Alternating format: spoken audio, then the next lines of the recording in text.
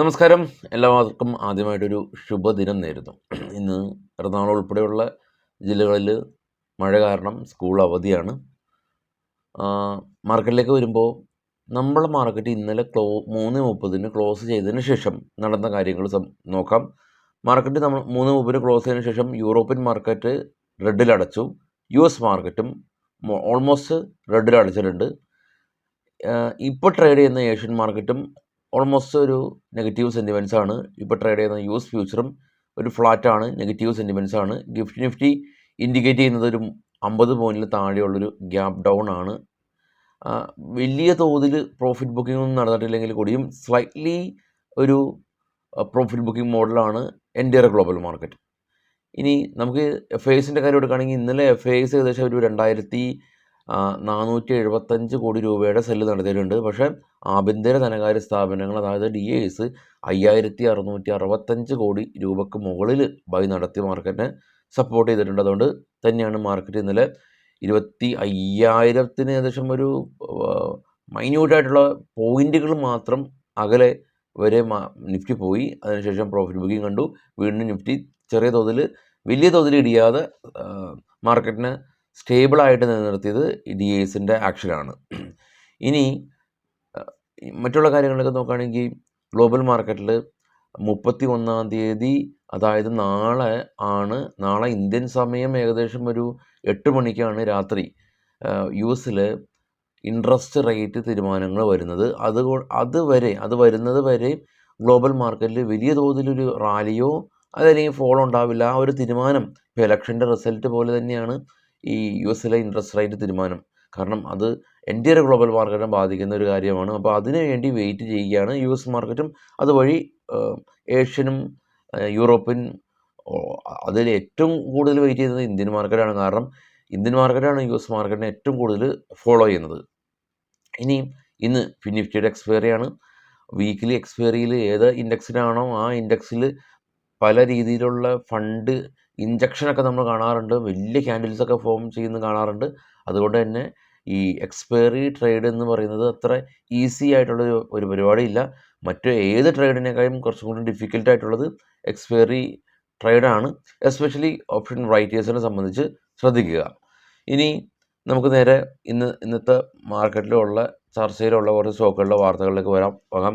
കോൽപാൽ company, അതായത് Colgate Palmolive company, അവർ Q1 result net profit 33% ഉയർന്ന് 364 കോടി രൂപ കരസ്ഥമാക്കി.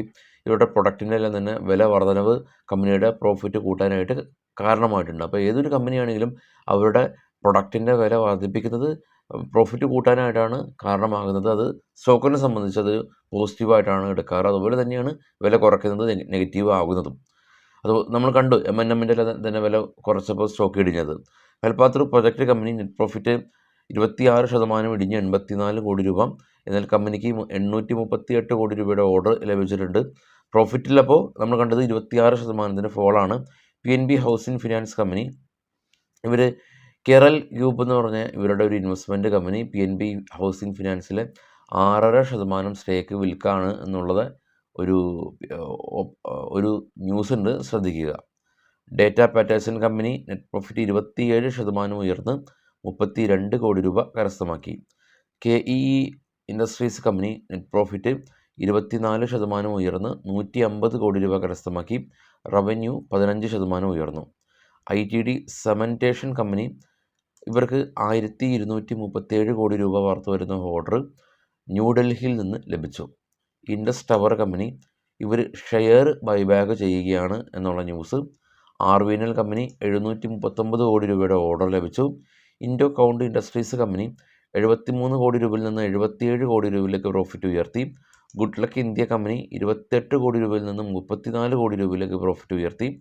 സോന BLV പ്രിസിഷൻ ഫോർജിൻ കമ്പനി, ഇവർക്ക് ഇവരുടെ പ്രൊഡക്റ്റിന് ഗവൺമെൻറ് ഭാഗത്തു നിന്ന് സർട്ടിഫിക്കേഷൻ ലഭിച്ചിട്ടുണ്ട്. സ്റ്റെർലൈറ്റ് ടെക്നോളജി കമ്പനി, ഇവരുടെ ഒപ്റ്റിക്കൽ നെറ്റ്വർക്ക് ബിസിനസ് എക്സ്പാൻഡ് ചെയ്യുകയാണ് കമ്പനി എന്നുള്ള ന്യൂസ്. മഹാരാഷ്ട്ര സീംലെസ് കമ്പനി, ഇവർ 207 കോടി രൂപയിൽ നിന്ന് 129 കോടി രൂപയിലേക്ക് പ്രോഫിറ്റ് കുറഞ്ഞു. റൈറ്റ്സ് കമ്പനി നാഷണൽ ഹൈവേ അതോറിറ്റിയായിട്ട് പുതിയ ബിസിനസ് കോൺട്രാക്റ്റ് സൈൻ ചെയ്തു. ജിൻഡാൽ സോൾ കമ്പനി 260 കോടി രൂപയിൽ നിന്ന് 440 കോടി രൂപയിലേക്ക് പ്രോഫിറ്റ് വർദ്ധിപ്പിച്ചു. മാംഗ്ലൂർ കെമിക്കൽ കമ്പനി 49 കോടി രൂപയിൽ നിന്ന് 43 കോടി രൂപയിലേക്ക് പ്രോഫിറ്റ് ചെറിയ തോതിൽ കുറഞ്ഞു.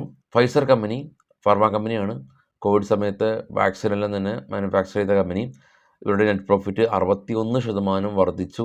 റവന്യൂ 6% വർദ്ധിച്ചതായിട്ട് കമ്പനി റിപ്പോർട്ട് ചെയ്തിട്ടുണ്ട്. ഗ്ലോബൽ മാർക്കറ്റിൽ കാണാൻ പറ്റും ടോപ്പിൽ bitcoin 66,000, Brent oil 78, gold 2380, Australia റെഡാണ്, ചൈന റെഡാണ്, കോസ്പി റെഡാണ്, നിക്കി ജപ്പാൻ മാർക്കറ്റ് റെഡാണ്, ഡോ ഫ്യൂച്ചർ റെഡാണ്, ഇന്ത്യ വിക്സ് 12.8, ജർമ്മൻ മാർക്കറ്റ് ഇന്നലെ ക്ലോസ് ആയതാണ്. അതായത് ഇന്ത്യ വിക്സിന് താഴെയുള്ളതെല്ലാം ഇന്നലെ നമ്മുടെ വൈകിട്ട് 3:30 ശേഷം സംഭവിച്ചതാണ്. ഈ ഇന്ത്യ വിക്സിന് മുകളിലുള്ളതെല്ലാം തന്നെ ഇപ്പോൾ ലൈവായിട്ടുള്ളതാണ്. അപ്പോൾ German market red, CAC 40 France red, FTSE UK market flat, ഡോ ജോൺസ് റെഡ്, നാസ്ഡാക്ക് ഒരു ഫ്ലാറ്റായ രീതിയിൽ അവസാനിച്ചു. US മാർക്കറ്റിൽ ലിസ്റ്റ് ചെയ്ത ഇന്ത്യൻ കമ്പനികളിൽ കാണാം Infosys profit booking, ICICI bank flat, HDFC profit booking, കൂടെ ഡോക്ടർ റെഡ്ഡി 1% റാലി, റിലയൻസ് GDRൽ ഓൾമോസ്റ്റ് 0.5% റാലി എന്നുള്ള രീതിയിലാണ്. അതായത് മാർക്കറ്റ് ഇപ്പോൾ ഓൾറെഡി നിഫ്റ്റി ഇൻഡിക്കേറ്റ് ചെയ്യുന്നതൊരു 50 പോയിൻറ്റിൻ്റെ ഡൗൺ ആണ്. ഗ്ലോബൽ മാർക്കറ്റ് നെഗറ്റീവാണ് എന്ന് കരുതി മാർക്കറ്റിനെ കണ്ണും പൂട്ടി നമ്മൾ ഷോർട്ട് ചെയ്യരുത്. ഈവൻ നമ്മൾ മാർക്കറ്റിനെ ഷോർട്ട് ചെയ്യുകയാണെങ്കിലും ഹെഡ്ജ് ചെയ്തിട്ട് ചെയ്യാൻ ശ്രമിക്കുക. ആളുകൾ ഡെറിവേറ്റീവിലാണ് ഷോർട്ട് ചെയ്യുന്നത്, അത് ഫ്യൂച്ചറിലും ഓപ്ഷനിലും ചെയ്യാറുണ്ട്. പല ആളുകളും നേക്കഡായിട്ടാണ് ചെയ്യുന്നത്. ഈ എസ്പെഷ്യലി ഫ്യൂച്ചറിലൊക്കെ ആളുകൾ നേക്കഡായിട്ട് ചെയ്യുന്നത് ശുദ്ധ മണ്ടത്തരമാണ്. കാരണം ഈ ഫ്യൂച്ചറിൽ നേക്കഡായിട്ട് ചെയ്യുമ്പോൾ ഓൾമോസ്റ്റ് ഒരു 1,00,000 രൂപയുടെ അടുത്ത് വേണം ഒരു കോൺട്രാക്റ്റ് ഷോർട്ട് ചെയ്യാൻ. അത് ഹെഡ്ജ് ചെയ്ത് ചെയ്യുകയാണെങ്കിൽ 20,000 രൂപ മതി. അപ്പോൾ അത് മാത്രമല്ല ലോസ് ലിമിറ്റ് ആവുകയും ചെയ്യും, പ്രോഫിറ്റ് അൺലിമിറ്റഡ് ആവുകയും ചെയ്യും. ഒരുപാട് ആളുകൾ നമ്മുടെ അടുത്ത് പഠിക്കാനായിട്ട് വരുന്ന സമയത്ത് അവർ സ്ക്രീൻഷോട്ടും മറ്റുള്ള അവരുടെ നിലവിലുള്ള പൊസിഷൻസൊക്കെ കാണിക്കുമ്പോൾ ഒട്ടുമിക്ക ഏകദേശം ഒരു 80% ആളുകളും ഡെറിവേറ്റീവ് ആണെന്ന് കരുതി, ഡെറിവേറ്റീവിൽ അവർ പാർട്ടിസിപ്പേറ്റ് ചെയ്യുന്നുണ്ടെന്ന് കരുതി ചെയ്യുന്ന ട്രേഡുകളെല്ലാം തന്നെ ഹെഡ്ജ് ചെയ്യാതെ നേക്കഡായിട്ട് വളരെ നഷ്ടസാധ്യത ഇൻ ദ സെൻസ് നഷ്ടം വന്നാൽ നമ്മളുടെ ക്യാപിറ്റലിനെ ഭീകരമായിട്ട് ബാധിക്കുന്ന രീതിയിലുള്ള ട്രേഡാണ് ചെയ്യാറ്. അപ്പോൾ അതുകൊണ്ടൊക്കെ തന്നെയാണ് ആളുകൾ കൂടുതൽ ഈ ഒരു മേഖലയിൽ നഷ്ടം വരുത്തുന്നത്. അപ്പോൾ ഇതിൽ നമുക്ക് അറിയാമെന്നുള്ള ഒരു ധാരണ അത് മാറ്റിവെക്കുക. ഇതിൽ നമുക്ക് അറിയാനായിട്ട് ഒരുപാട് കാര്യങ്ങളുണ്ട് എന്നുള്ള രീതിയിൽ നമ്മുടെ മനസ്സെപ്പോഴും ഓപ്പണായിട്ട് വെക്കുക. അപ്പോൾ അങ്ങനെയുള്ള ഹെഡ്ജിങ് സ്ട്രാറ്റജീസ് എല്ലാം തന്നെ ചെയ്യാൻ ശ്രമിക്കുക. വൈകിട്ട് 7 മണിക്കത്തെ കാണാം. Thank you.